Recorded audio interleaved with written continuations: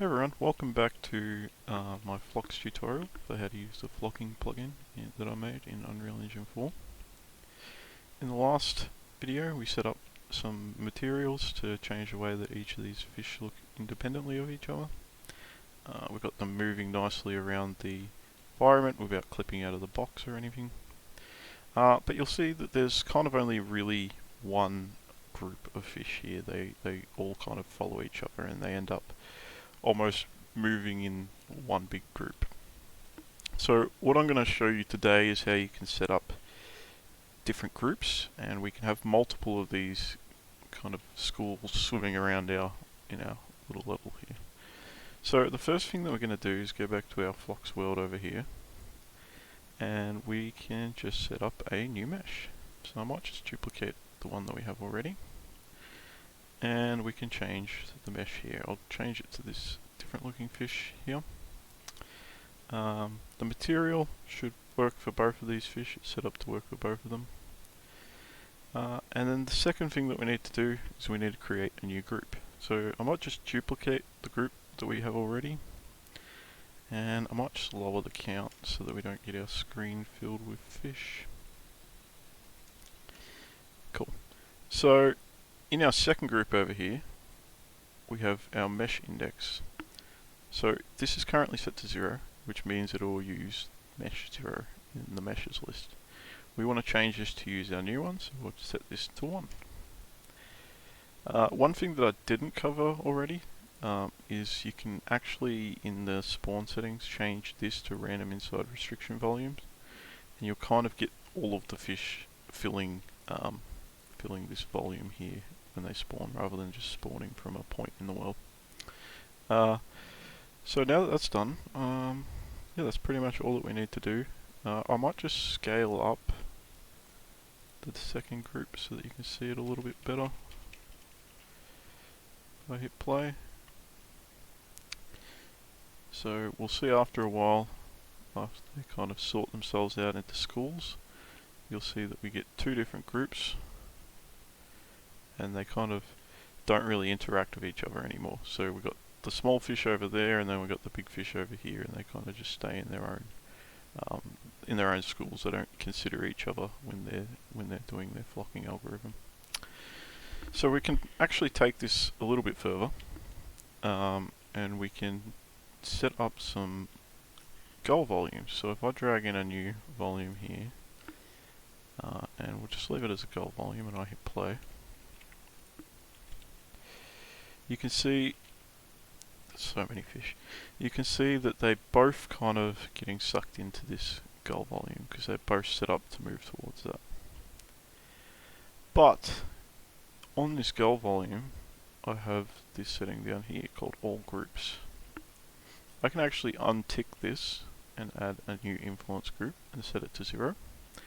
And now if I hit play, you'll see that only my small fish that I have will want to move towards this group, and by sheer coincidence all the other ones just happen to be there. But you can see that only the small ones are really considering this to move towards, and the big fish are kind of just moving around the scene as they do. You can actually move this volume around and you might see it a little bit better. So you can see the small fish moving towards it, the big fish don't care whatsoever. So you can actually set up volumes so that only certain groups actually care about them. And this actually works for restriction volumes as well.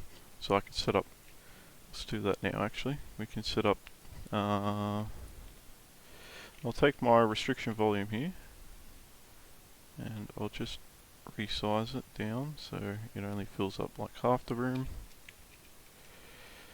Sorry, 1700. So we've got one restriction volume on this side,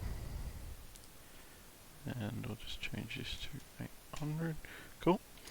And move it into the world a bit better. I can just duplicate this, make another one over here, right? In this one, untick all groups, make it use flock 0.